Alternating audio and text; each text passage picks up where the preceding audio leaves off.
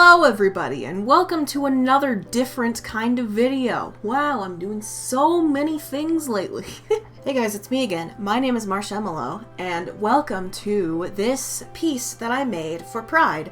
See, DeviantArt was doing this thing where they wanted us to make a piece that was related to art as politics, because art has a long history of politics and about like political things and whatever, you guys know what I mean. So I decided I wanted to jump on the bandwagon. It was kind of interesting, the thought process I had for this, because, see, I made some, like, concept art before I started recording, and as you can see, I had a couple different ideas that I didn't end up going with. Basically, my main idea was just of this person who's been stifled for too long, finally deciding to break free and being themselves. The problem is that once you break out of that, like, eggshell, so to speak, you can't go back in. Like, you're happier because you're yourself now, but you're now, like, sort of beholden to what society claims you to be. Because before, you could just, like, stay in your shell and pretend and have everyone be okay with you, but you don't get to be yourself. You have to stay in the closet the whole time. So that was my entire thought process when making this. Now, the reason that the character coming out has 4 arms is because I wanted them to look sort of monstrous. And, because, like, you know, there's a long history of people who are different being discriminated against. And I wanted to really emphasize that just because this person is different, it doesn't mean there's anything wrong with them. In fact, it's pretty cool that they have 4 arms. That's also sort of the thought process behind why I made them so colorful and why I made the shell be in black and white. Yeah, don't mind my, like, shoddy camera work, by the way. It's, it leaves something to be desired, let's put it like that. So yeah, you can see here I've started to, like, sketch the character. The eggshell part of the character has long hair, and the person coming out of the shell has short hair, because it's, like, symbolic to how, after I discovered I was gender nonconforming, I decided I wanted to cut my hair short, and I've been a lot happier ever since. I definitely wouldn't feel like myself if I still had long hair, but I had long hair for the longest time because I sort of felt the societal pressure to be exactly what everyone wanted to be. Everyone wanted me to be, excuse me.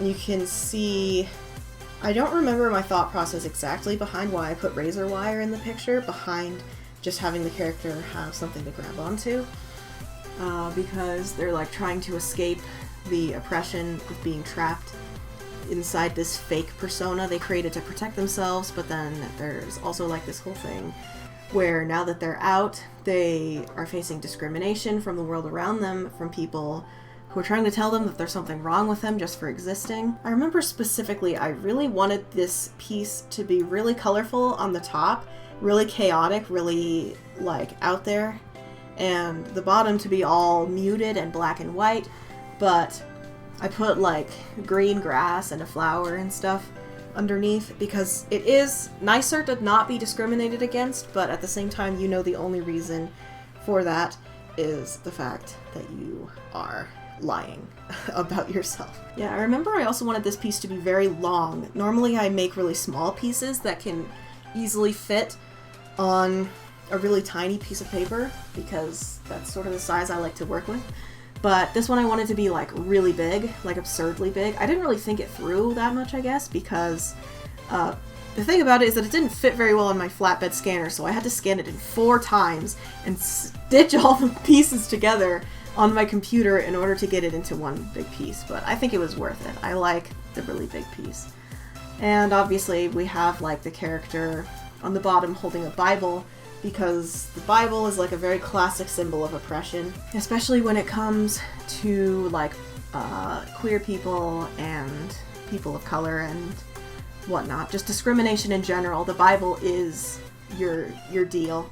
And you can also see I put little bullet marks in the person on the top because I wanted to really emphasize how even the moment after you leave the closet, you can already start to regret it because of all of the backlash you receive. I remember in my concept art, I put a lot of things in the background, but I didn't necessarily feel like doing all of that. I mean, my thought process is a little bit different, I guess, when I'm recording drawing for a video rather than when I'm drawing just for myself alone.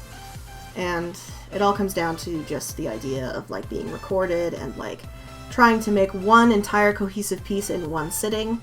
It's not that easy, by the way, to do that necessarily.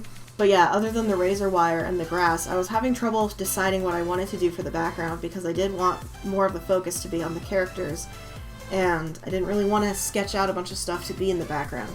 So I put in these colors. I wanted it to be split blue to red to like call back to the Republicans and the Democrats in the United States, how they're completely split down the middle and how both of them are bad because they're all culty, and it's all about, you know, the binary. It's all about being like one or the other. There's no nuance. You have to be one or the other. But as you can see, I got through a bunch of this without necessarily deciding what I wanted to do for the background. And at some point here you can see that I'm putting in these little things. I intended for them to look sort of like explosions. I've done explosions before on a previous piece using this sort of technique that I really liked, but somehow the way I did it here, it didn't really come across the way I wanted it to. It kind of just looks like bubbles, but you know, I think it's cool.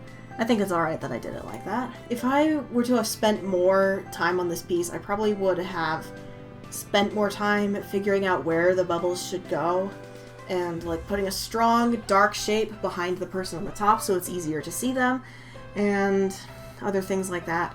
But you know, that's neither here nor there. See, I really want to do like more chatty art videos, but like I said, my mindset when recording a drawing is completely different from drawing by myself. It's just like playing a video game by yourself versus doing a Let's Play. It's very different. It doesn't seem like it would be that different, but it definitely is. Yeah, that's why I wanted to do this. This is my favorite type of like art video. I really like the art videos where people are chatty throughout the whole part of it. So I want to make more of these, even though they won't necessarily get that many views, and I already know that for a fact, but that's okay because I'm doing what makes me happy, and that's the important thing here, right? Anyways, I tried to finish off the background with a strong black shape, but I'm not entirely sure how well it came across. So yeah, you got the person on the bottom. Looks like they're all decked out and ready for church. They're all in black and white, sort of like an old Rubber Hose cartoon, dressed very modestly. And then the person coming out is all in very bold stripes. They're easy to see. They're in this chaotic mess of like realizing that it probably wasn't the best idea to come out the way they did. I actually attached a quote to this drawing when I posted it to DeviantArt, and it has to do with people who decide to come out despite the fact that they will face so much persecution over it. Like, people who come out despite not being in a position where it's safe to do so are braver than any US Marine. Like, I mean that honestly and sincerely. So yeah, I figured I should probably record this voiceover and try to get this video done before Pride Month ends. I swear, I'll figure out how to record things better. I'll figure out how to record better voiceovers. It's one of those things that takes practice, especially if you decide you don't want to go off a script. But yeah, I think that's really all I wanted to say. If I have more that I forgot to say, I think I'll just like put it in a pinned comment or something below this video. So yeah, with that, thank you all so much for watching this video, and I'll see you in the next one. Bye! Happy Pride!